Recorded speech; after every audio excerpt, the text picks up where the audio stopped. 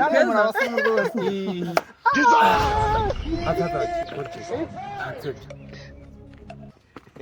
murakoze ndagenzwa n'amahoro rwose. naje gusaba umuhungu wanjye, urabona ni bogari, n'umuhungu mwiza, n'umuhungu wo gusabirwa. mwabihaye amashyi yemwe. n'izibyo mu magambo rero, umuhungu wanjye ni umugabo azi kwivugira. ivugire nawe muhungu wawe. murakoze cyane. nanjye rero nitwa Gakwege, nuko mubona ni Gakwege nyine ndi bogari cyane, murabibona. naje gusaba rwose umukobwa wanyu, twarakundanye, twahuriye ahantu nyine turakundana, nayo numva namukunda, nabwo nzaza kumusaba rwose. ndabona umuryango wanyu cyane, umukobwa wanyu ni mwiza, namukunze cyane.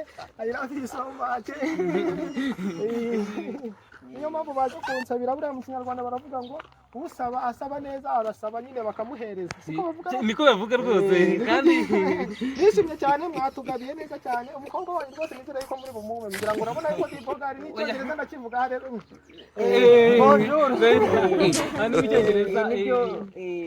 Ntabwo turi mu mugeni nk'uko bisanzwe mu muco. Turamuhereza umugeni rwose. n'umukobwa jana ni umwari mwiza, umwari utamwaye, umwari utagira umwanda, umukobwa uzimubona ko umuhungu wawe uzi guhitamo rwose. reka namukunze mubona. nanze banuza bariyete ndabanga kubera kano gakara kiwe. karanyoroshe. hasi waraharebye? hasi waraharebye? n'uruzungu ahantu hose. n'uruzungu rwose. mwabyaye neza, mwabyaye neza. mwabyaye neza rwose, muzongera kandi. yahiswemo nabazanira izimano. Thank you. babahereze rwose. Thank you so much. dore mpereye umusore ushinga udashinze nk'ihembe. mpereye izimano.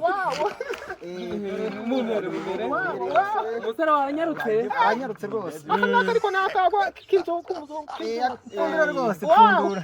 aka muri abasirimu. namwe murabasoma rwose.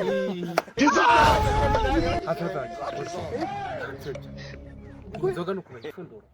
iyi ngiyi bagira nakari kancu. Wow kabisa. iba kandi shira icyaka.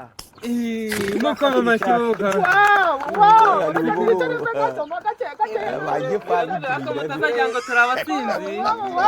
oya si abasinzi bizimana akira rwose nawe. kandi iyo twasinze tuba twizihiwe, twazinezerewe. nawe utazi usinda. nk'umuhungu. A few moments later. umuhungu wanjye ariyemekera utanywa nyite, ariko umenye ko twaje kugusabira.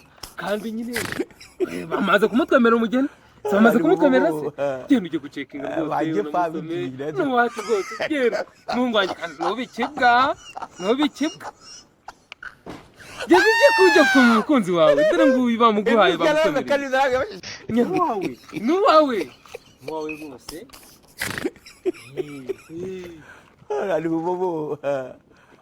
Bajye pa bidira.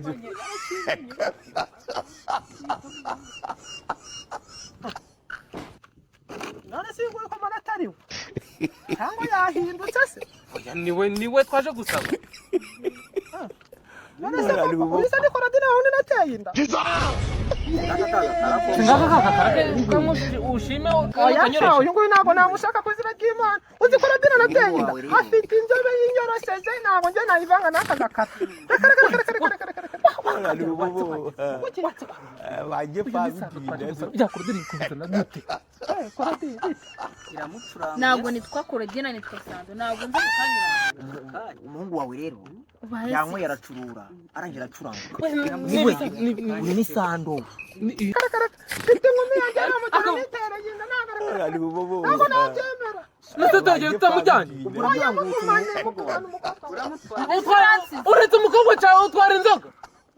gakwe waje ugatwara umukobwa. mwitwarire sha. waje ugatwara umukobwa. papa mwirongorere sha. yego Rudovi, oya ibintu bimeze neza rwose hano mu rugo. oya ubu ngubu nyine madamu aba yagiye mu kazi. karumuna ke niko tuba turi kumwe, kaje kumusura, niko kaba kari mu rugo. oya ibintu bimeze neza rwose, ubu namaze gukira. gushaka ni byiza cyane. karumuna ke ko nakari keza ra. garuka nanone Rudovi. Bajye pa bidira.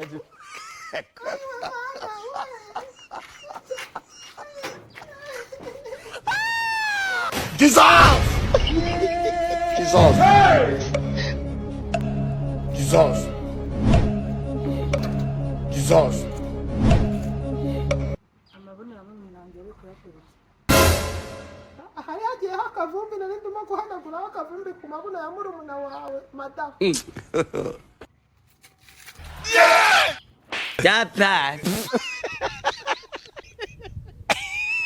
ubona gwahobera uwo mukobwa mu gihe cyacu twe twarabikoraga mu gihe cyacu twe twarabikoraga wahobeye uwo mukobwa uri ufite isoni ziki wamubera kwe no kumubera nabyo reka nigendere basimubera byonyine numva nifitiye ikintu nani wajya umbabarira reka barambwiye ngo iyo warenga umukobwa ngo hari ikintu ngo oya ni amabeshi we mubera wumve ko cyiza kagenda umwana mwiza wo kwa pasiteri wenda birabyo birakabije basimubera kumubera gusa byo bituma ndakwinginze mu ariko wa muhungu nawe kuko ufite isoni ubona gwahobera uwo mukobwa mu gihe cyacu twe twarabikoraga mu gihe cyacu twe twarabikoraga wahobeye uwo mukobwa uri ufite isoni ziki wamubi nibyo ndi kumubwira isoni ziki wahoberaga se umuhungu nanjye ko mbaciyeho nkumva ari kukubwira akantu keza uba ufite isoni ziki noneho muhobere ubwo mbiguye n'umumeru ukuze nta kibazo rakambikoze ko numva bya bintu bavuga se bibaye ibyo kumva uruntu ruzamuka fata agaserifi yereka ngivuga ari nibyo mbakubwira tunagenda yenda akavuga ari mwana ari bobo wagipa bidire ariko mu bisubiza Jesus! Jesus! Inukala kalizaga mwagiye mufata amatelefone neza mukayakomeza ari nk'iyanjye mbaye mfashe ni ukuyifata gutya nkayikomeza nkayifata nyine kwa kundi agaca gafata imbere kakayifata oya kakayifata imbere kakayifata nyine kakayifata mama subore pasubore iyanjye ndayifite iyanjye ndayifite ibyo bivuze